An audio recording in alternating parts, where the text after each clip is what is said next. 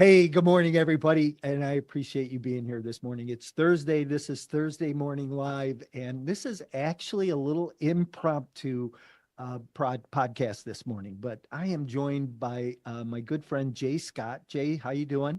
I'm doing great, Mike. Thanks for having me on. Awesome. I'm glad that you were a willing participant in this morning's podcast. But hey, everybody, glad that you're here today. Remember that we're here every Thursday morning at 8:30 Central Time, bringing some multifamily impact to you to help you make intentional decisions about your business going forward. Let me welcome our guest this morning. Jay, again, welcome. Glad that you're here. Good to see you. Great to be here. Thanks, Mike. Yeah. Hey, where are you calling from? I am in Sarasota, Florida, so the west coast of Florida, sunny Florida. All right. So I'm on Central Time. You're on Eastern Time. So you're 10:15. It's almost lunchtime for you, huh? I don't eat lunch, so my lunch comes at like 4 o'clock. So this is my get work done time, and then I can finish my day early if I don't take a break in the middle. Yeah. Um, hey, as we get started, I always like to ask one question of my guests, and that just is, in one word, what best describes you personally and professionally? Wow, I wish I could use two or three words, but if I had to pick one, I would probably say consistent. I focus really hard on trying to do the same things that work over and over, uh, taking the right risks, but not great risks, and just trying to just be consistent day after day, week after week, month after month, year after year, because it's worked well for me, and it doesn't always get me the results fast, but it certainly gets the compounded results over time.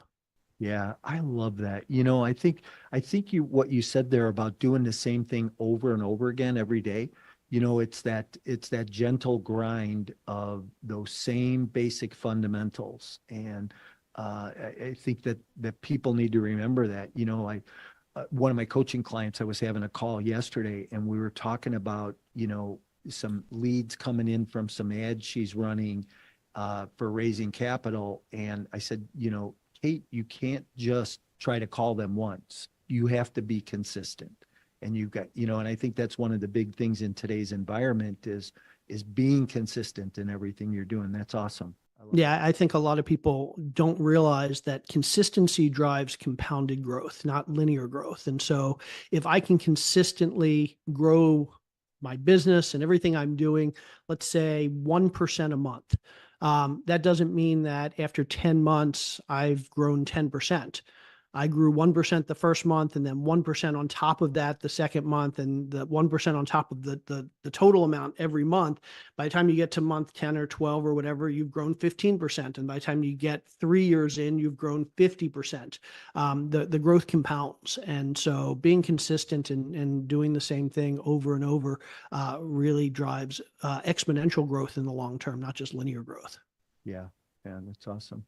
So let's do this. Let's start here. Why don't you just talk a little bit about who you are, what your group does, Yep. how you got in the business, little history.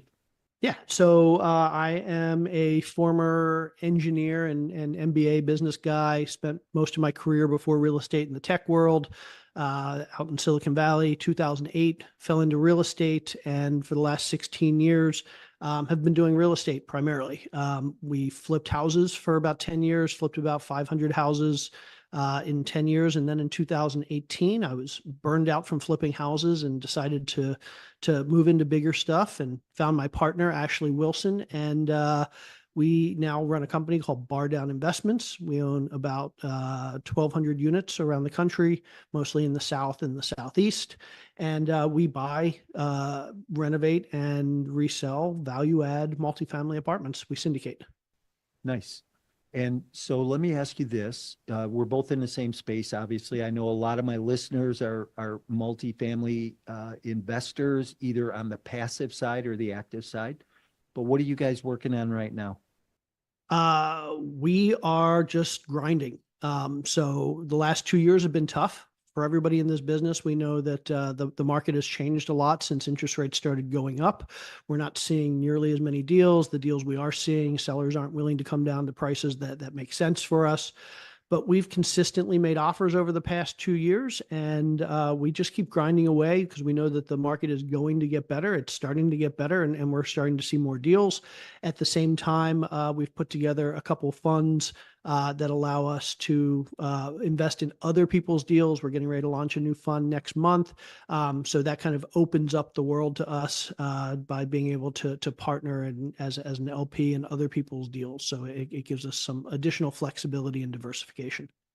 Yeah, here before we decided to do a podcast this morning, we were talking about funds, and you had mentioned that you have a pref equity fund. Yep. I know that there's a lot of people that when you talk about pref equity, they go, "What's that?" Right? So why don't you explain that a little bit and talk about how that fund, will deploy money into another asset?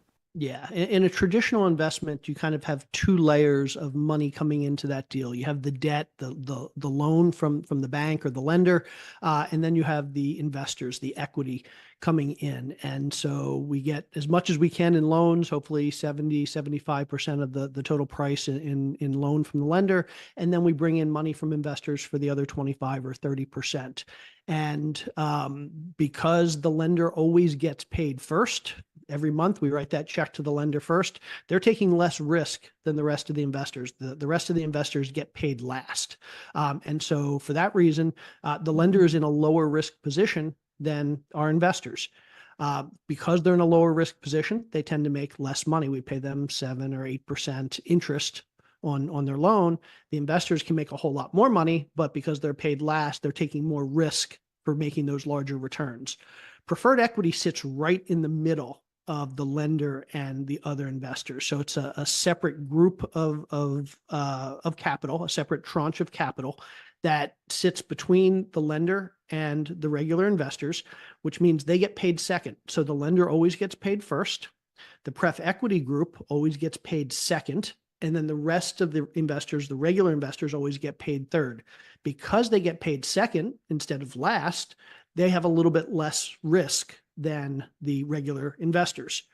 The lender still has the least amount of risk because they still get paid first. Then the pref equity group has the second amount of risk. The regular investors have the third amount of risk.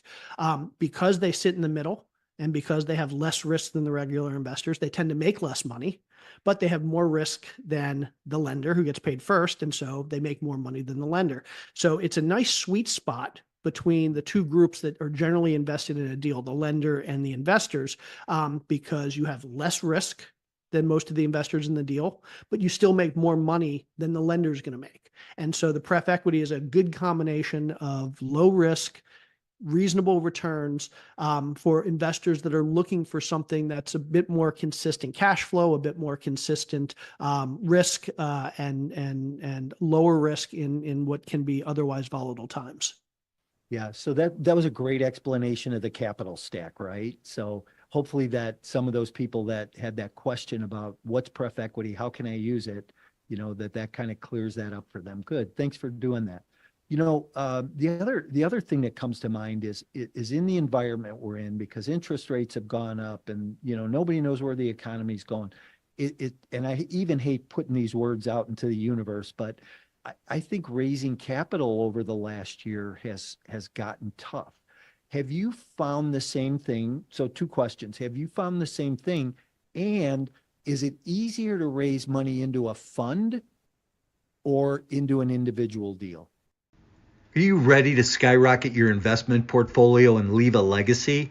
Are you tired of inconsistent returns received in the stock market? Do you think it may be time to take a look at alternative investment options for your portfolio? Passive investing in multifamily real estate could be that option. With no tenants, trash, or toilets, providing a solid return on an annual basis that outperforms traditional investing, also receiving a monthly or quarterly return along the way. These lower risk and secure assets are a great hedge against inflation. If you want to learn more about these types of opportunities, you can email me directly to schedule a 15-minute consultation to see if you qualify. Just email me at mike@mikemorawski.com. Yeah, so it's certainly gotten harder to raise capital over the last year or two for several reasons. Number one, well, we have investors that invest for different reasons. Some invest for cash flow, some invest for total returns. They want to see big profits on the back end. Some invest for tax benefits. Unfortunately, all three of those have been impacted over the last couple of years. So because interest rates are up, mortgage rates are up, we pay more money to our lender to get our loan. So there's less money left over at the end of every month to pay to our investors. So investors are seeing less cash flow. So investors that are looking for cash flow aren't getting as much of it as they were a couple of years ago. Additionally, cap rates are higher than they were.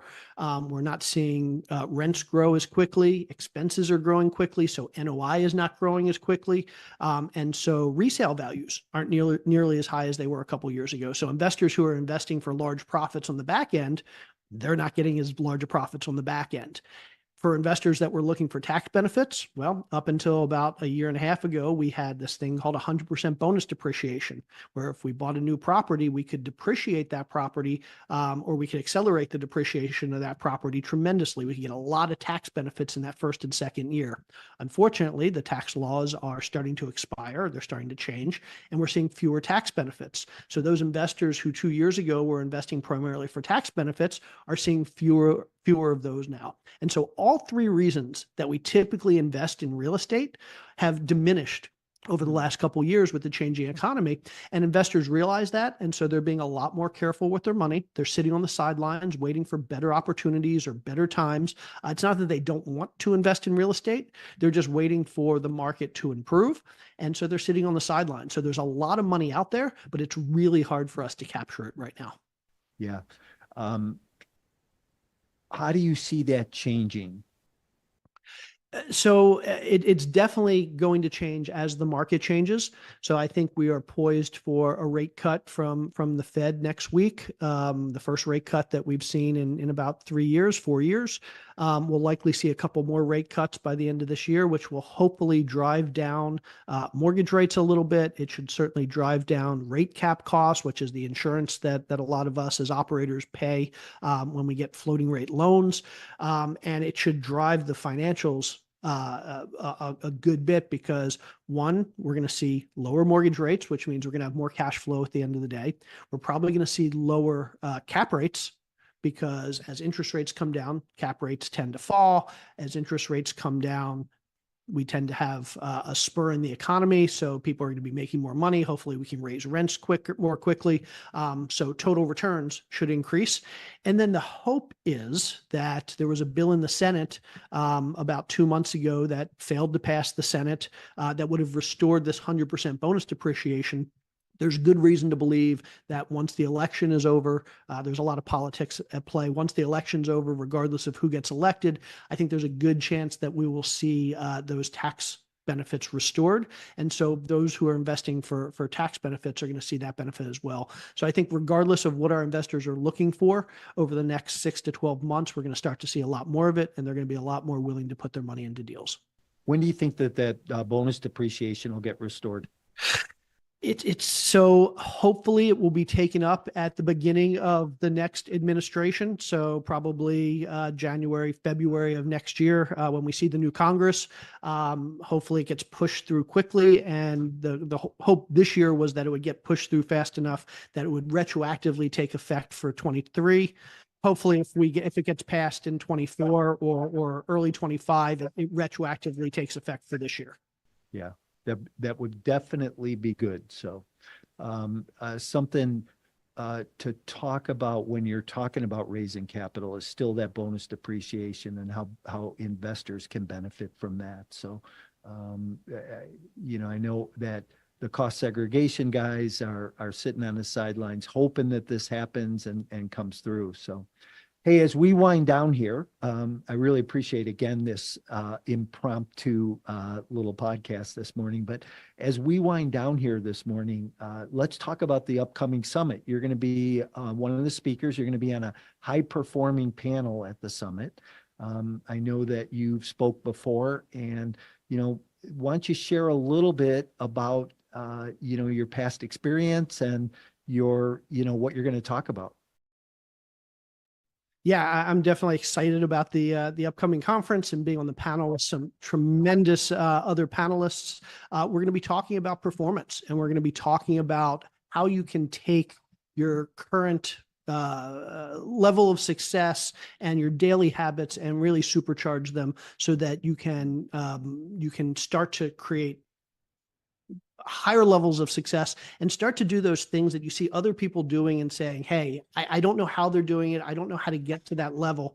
I think what a lot of us realize as we move up levels in this business is that it isn't so much a knowledge problem. It isn't so much a work ethic problem. It's a mindset problem.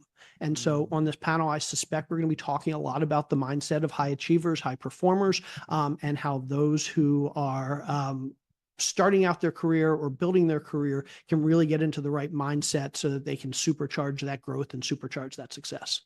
Awesome. Yeah, I'm looking forward to that too. And like you said, there are some really good people on that panel. And not only are you going to be there, but we have Matt Faircloth who's going to be speaking, Neil Bawa, Veena Jetty. So we've got some really great, well-known operators in the industry who are going to be at the event this year. No doubt that, number 5, it's the best one that we're putting on. I'm excited about what's happening and the participation. So it's really great. And, not only that, but we got a handful of great sponsors this year. CoStar sponsored us, CSSI, Northern Bank on 1031s. So we have a great handful of sponsors. So I'm excited about you participating again and being there. So. Yeah, not just am I excited about being on the panel and participating, but I'm looking forward to hearing the other speakers as well. Yeah. See, I always say that, no matter how long you've been in the business, and I've been in the business 30 years, how long you've been in the business, you can always learn something. You and I have just recently seen each other at a couple live events. Yep. And, it's amazing that we keep going to these things, right? Because I think that you get something out of them. Absolutely. Absolutely. I always say, if you get one nugget out of every presentation you watch, just think about the return on investment. One good nugget can make you tens of thousands, hundreds of thousands, even millions of dollars for a half hour or an hour of your time. What in the world has a better return on investment than that? Right. 100%. I agree. 100%. So, hey, Jay, thanks so much for being here this morning. Tell people how they get a hold of you if they have some interest maybe in one of your funds or one of your books, or, how do people get a hold of you? Yeah, if anybody wants to get in contact with me or learn anything more about me, you can go to jscott.com, just the letter J, SCOTT.com, and that will link you out to anywhere you might need to find. Awesome. Tell Ashley I said hi. I'll look forward to seeing you soon. If I don't see you, I'll see you at the summit. Sounds great. Talk soon, Mike. Thanks, Jay. Have a great day. Everybody have a great day. Thanks for being here this morning. Remember, we're here every Thursday morning on Thursday Morning Live. You have any questions, anything I can help you with, don't hesitate to reach out.